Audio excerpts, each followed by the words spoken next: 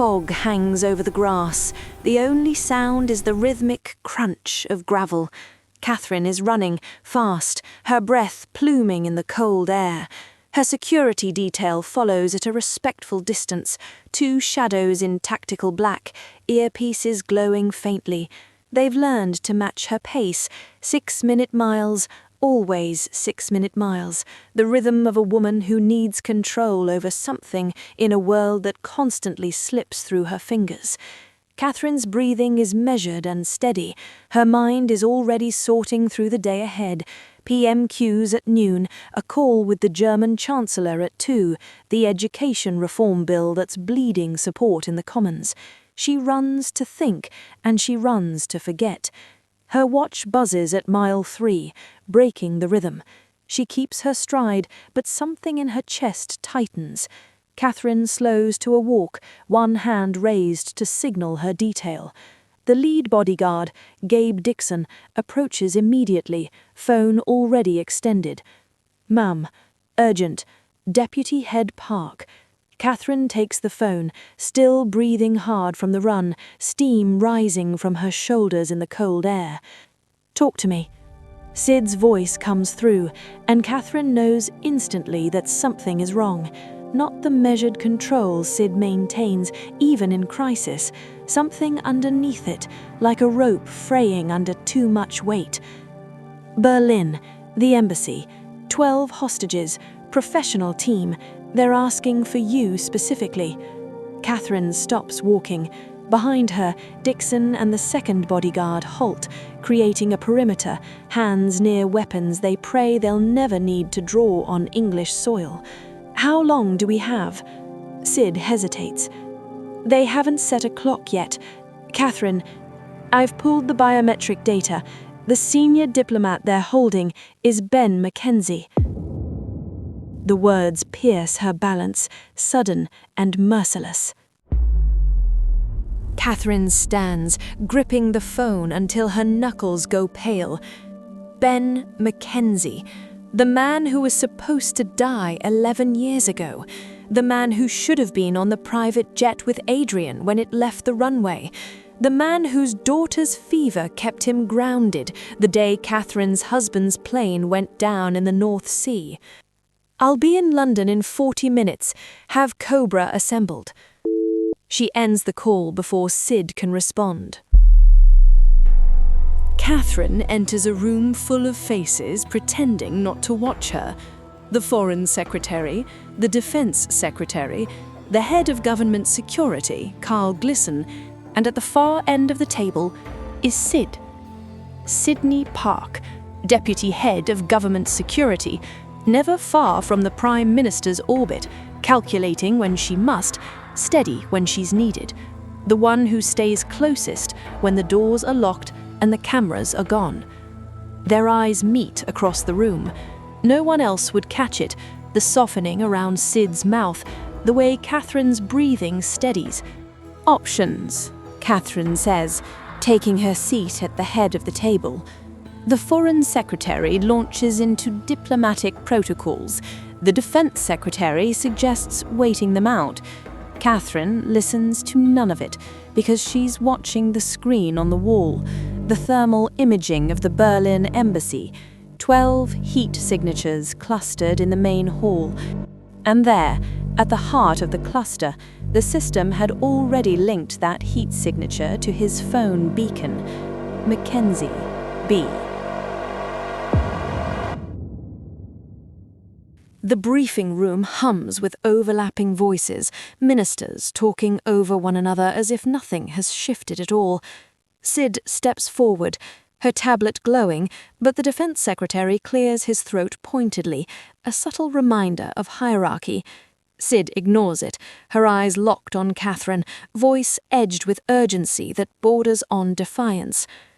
"Ma'am, Yefim Alexandrov has been inside the Berlin embassy for the past month seeking asylum. He was Varga's chief of operations for 15 years. We've been quietly debriefing him, keeping the operation classified." She pauses, glancing at the room's skeptical faces. "At 06:30 this morning, Varga's team breached the embassy. They're not here to negotiate, they're here to kill Alexandrov before we can extract him and what he knows. Catherine's hand stills on the table. What does he know? He's offering his complete operational archive in exchange for protection, 15 years of Varga's network, shell companies, money laundering routes, assassination contracts, compromat on current officials. She pauses, the weight of what comes next visible in her eyes. Adrian's name is in there. Her voice drops to barely above a whisper. The file contains proof that Adrian's plane crash wasn't an accident. The room goes deathly silent. The Defense Secretary interjects, his voice tight. Deputy Park, with all due respect, you've been in this position for what, 4 months? These are extraordinary claims without full verification from the head. Sid cuts him off, her tone sharp. With respect, sir, we don't have time for red tape. The team that hit the embassy, they're not hostage takers. They're a hit squad. Varga sent them to find Alexandrov and kill him before we can extract him. The hostages are collateral. Mackenzie, Sid's voice tightens, a flicker of personal stake in her eyes. Mackenzie has been running this defection for a month. He tried to hide Alexandrov when they breached. That's why they singled him out. Catherine's breathing has gone shallow. You're telling me that someone in my government ordered my husband's murder? At least one person, ma'am, possibly more. Sid's eyes don't leave Catherine's. The file also contains current compromat.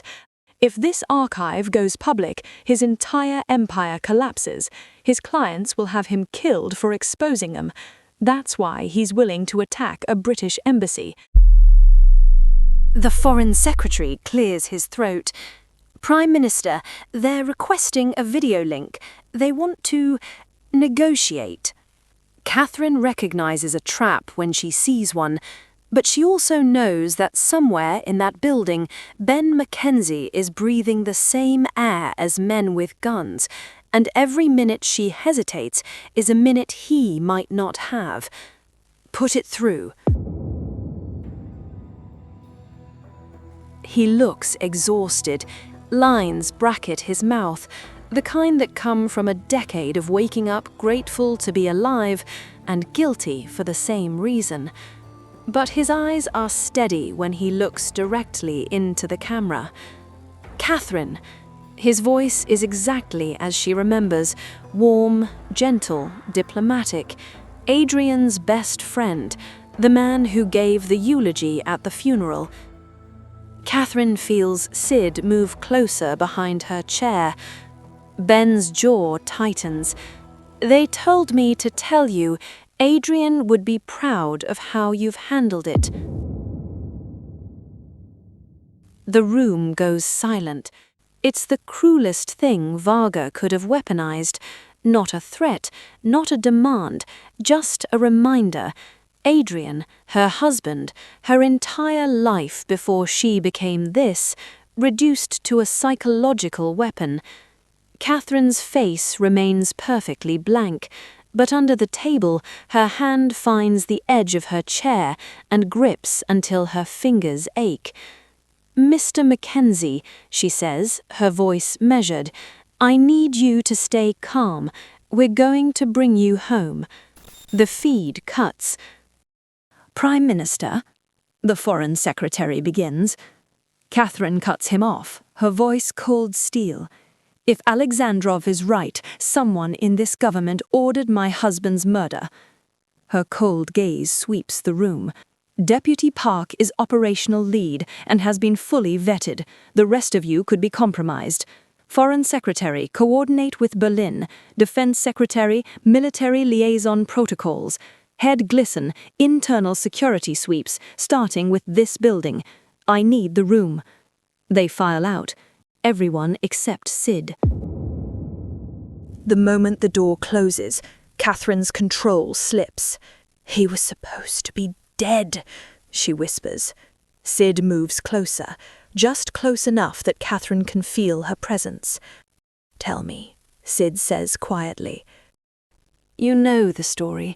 Ben's daughter, the fever, Adrian telling him to stay. Catherine's voice fractures. She finally looks away from the door, her eyes searching the empty air as if the past is written there. What you don't know, what I've never told anyone, is that sometimes... She stops, the words tasting like poison. Sometimes I hate him for it. I hate that he got to live while Adrian died. Sid absorbs the words in silence. She holds herself in that rigid stillness she learned long before Catherine ever said her name, but her hand betrays her. Her fingers curl in, the muscles along her forearm tightening in a way she can't disguise. The hit lands clean. Catherine doesn't notice, but Sid feels it bloom under the ribs, that familiar, unwelcome burn. The silence stretches between them, full of everything they can't say in this room, in this life they've chosen. Sid's phone buzzes. She glances down, and Catherine watches the shift happen, the way Sid's face goes from the woman who holds her at night to the weapon the state employs. "They've issued demands," Sid says, her voice flat and stripped of all warmth. "They want Alexandrov handed over. If we don't comply, we lose a captive every 10 minutes until we do. But," she glances at her tablet, "our analysts believe they won't wait. They breached expecting to silence him immediately, but Mackenzie acted first. Now they're cornered with authorities outside and no target. They're searching the facility room by room, using the captives as leverage. This was a targeted removal that went wrong, and that makes them unpredictable." "Or?" Catherine asks, the weight of the situation settling. Sid finally looked up, her eyes dark and serious. "They find him first, and if Alexandrov is compromised, the archive is gone forever. We lose the evidence." Catherine closes her eyes for 1 second. When she opens them, the Prime Minister has returned. "What are our tactical options?" The door opens. Carl Glisson steps back in, jaw set, clearly having waited just long enough to reassert his authority. The head of government security, Carl Glisson, speaks before Sid can respond. "Prime Minister, as head of security, I recommend we hold. Any operational resolution is too high a risk." Sid pulls up a 3-dimensional rendering of the embassy on her tablet, overriding Glisson with a pointed glance. "With all due respect, sir, waiting is a guarantee of total loss. Their ultimatum is a distraction to freeze us while they clear the building room by room." Her voice rises, defiant. "The opposition are professionals, but they're not expecting a direct resolution this fast. If we move now, we have a superior chance of securing everyone alive. If we wait, we are simply giving them the time they need to finish the job." Glisson bristles. "Deputy Park, you're out of line. Simulations aren't authorization." "And the other possibility?" Catherine asks, her gaze shifting to Sid, silently endorsing her. Sid meets her eyes, ignoring Glisson's glare. "A total casualty event. Ours, theirs, and everyone in between." She lowers her voice, almost a whisper to Catherine. "If you authorize this, there will be a human cost, and that cost will be on both of us." Catherine stares at her reflection in the dark glass of the window.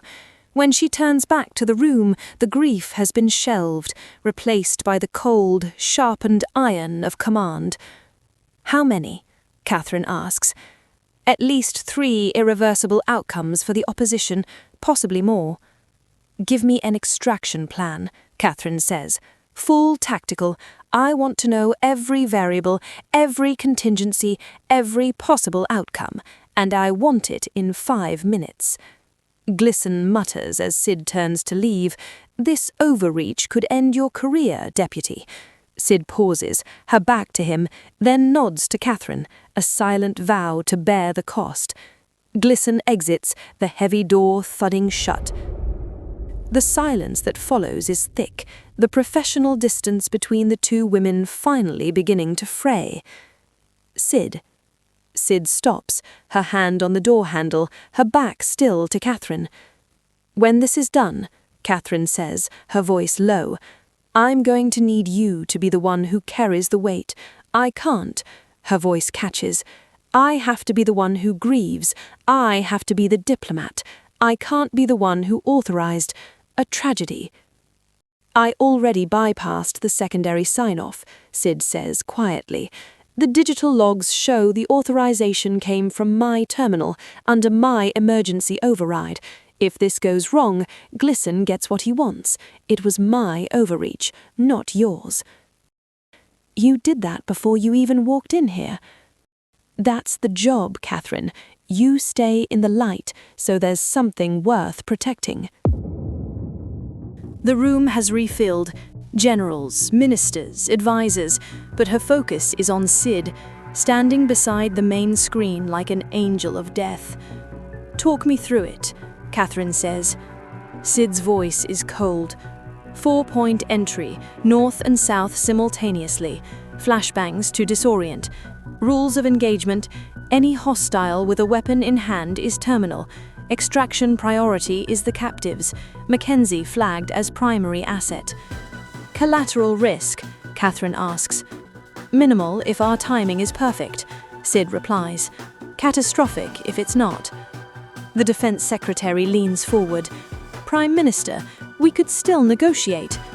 "No." Catherine's voice slices through the room.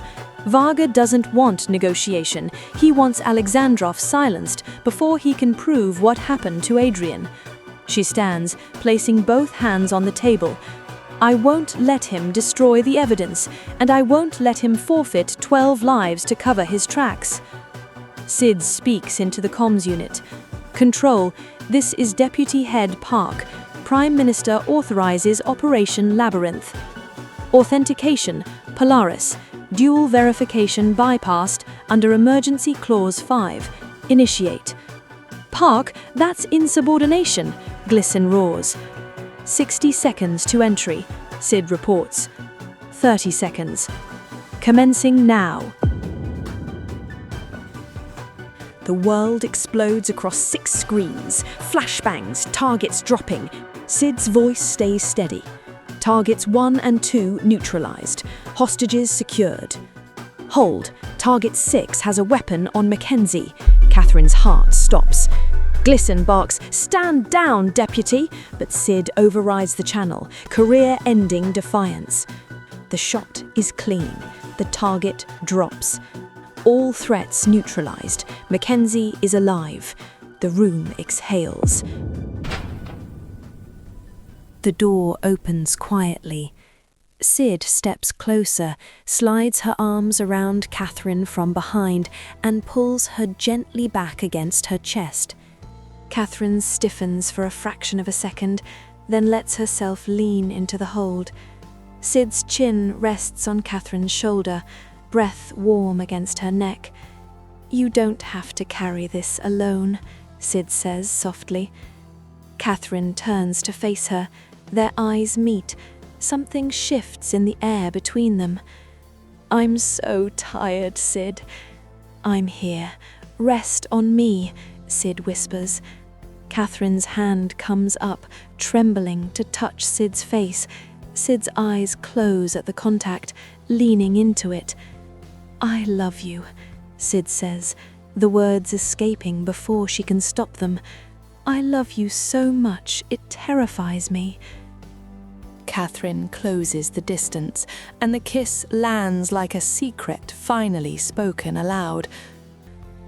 They break apart slowly. Sid's hands stay on Catherine's waist, steady but trembling. Sid's thumb brushes Catherine's lower lip, and Catherine leans into the touch, familiar but still electric. "We've never done this here," Catherine whispers, "where anyone could walk in." Sid's hand stills. "I've kept you in the shadows," Catherine continues, voice breaking, "loving you in hotel rooms and private offices, never letting the world see what you are to me." Her eyes meet Sid's. Adrian got state dinners and public devotion. You get locked doors and lies. Sid's grip tightens, then falters. She pulls back just enough to search Catherine's face, her eyes brimming with a devastating, hopeless jealousy. "He gave you that goodness," she says, voice cracking. "The gentle man who believed in words, in peace. I'm the opposite. I ordered death so you don't have to." Catherine's thumbs brush Sid's cheeks, wiping the tears away. "Sid, no, listen to me. You loved a man who spent his life trying to prevent exactly what I am. A gentleman, a kind man, someone who made you better. I make you complicit in death. I turn you into someone who has to lie to the public about what we do in the dark. 3 people lost their lives because I gave the order, Catherine." "How can you love someone like that?" "Stop," Catherine says. "You deserve someone who makes you feel safe, someone who brings you peace, someone who—" Catherine grabs Sid's face in both hands, forcing eye contact. "I said stop." Adrian loved a woman who existed 11 years ago, a woman who believed the world was fundamentally good, but that woman died with him, Sid. "Then, who are you now?" Her thumbs brush away Sid's tears. "I'm the woman who needs you, not as a replacement for Adrian, not as a second choice, as the person who makes it possible for me to survive in the world I actually live in. I'm not good. I'm not nice. You're what I need. Adrian was my peace, Sid. But you're the one who stands between me and everything that wants to destroy me. You're the one who bleeds so I don't have to. That's not love. That's everything." Catherine pulls her close. Sid goes willingly, holding on like she's afraid of disappearing. For a moment, the world is quiet. Then Sid pulls back. "Catherine," her voice cracks. "There's something I need to tell you." "Tell me." "Ben's daughter. There was no fever. She was never sick."